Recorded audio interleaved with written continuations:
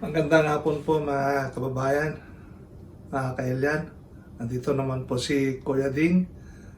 Ang gagawin ko po tong hapon na ito ay magluluto ako ng pakbet Ilocano. At saka haluan ko ng chicharon. Sige, ito na po ang mga gagamitin ko. Mayroon akong eggplant, squash, kalabasa, mushroom white, ano ito, okra, sitaw, at saka ampalaya.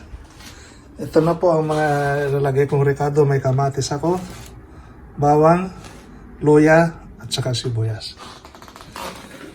Sige, maghiwa-hiwa muna ako at babalikan po kaya.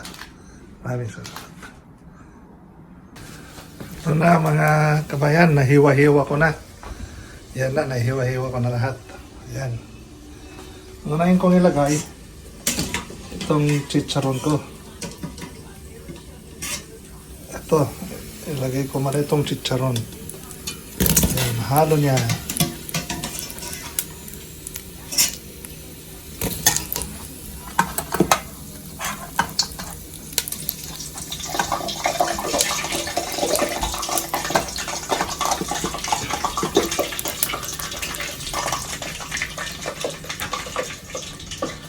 Tapos, ang gagawin ko,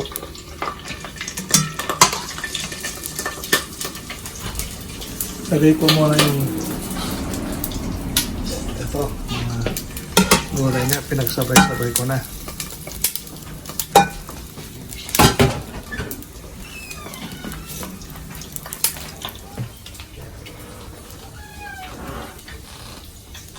Yung talong, meron pa akong hinihiwang talong, kaya tapusin ko yung hiwain ko. Inauna ko yung talong kasi madaling maluto ito, mga kabayan. Tapos ang sitaw, siyang palagi na sa loob yung talong.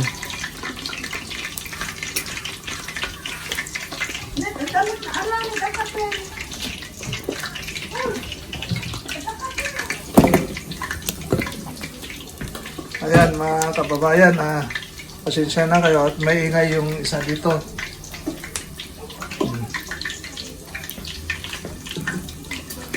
Okay, nilagay na natin lahat yan. Ito naman mushroom. Ayan.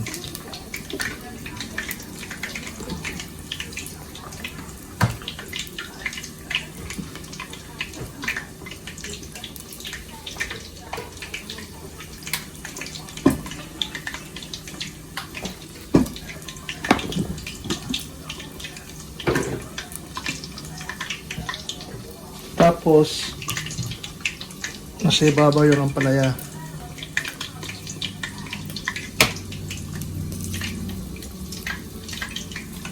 Hinuhuli ko itong kalabasa kasi madaling maloto. Pag na yan, matagal nadudurog. Kaya lalagay ko na lang siya pag siguro pag naging half cook na. Ngayon maglalagay ako ng bagoong. So, kunin ko muna yung bagoong ko.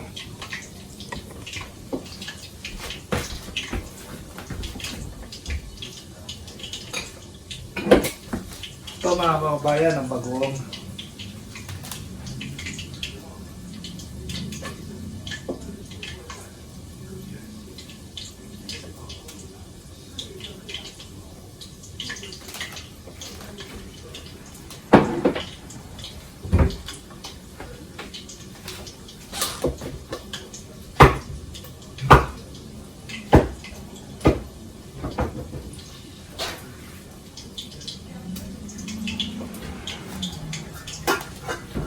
Ngayon, saka natin ilagay sa set number 7.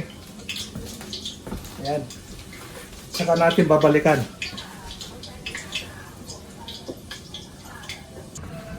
Ito na ang Chicharon ko naluto na. Yan mga kabayan. Yan. Tsaka itong pakbet, isang ano na lang. Lalagay ko lang itong kalabasa. Kasi pag linagay natin kaagad yung kalabasa, matutunaw. Alam mo naman kalabasa malambot lang. Kaya balikan natin in 5 minutes. 3 minutes. Ito na kaibigan. Naluto na yung pakbet ko.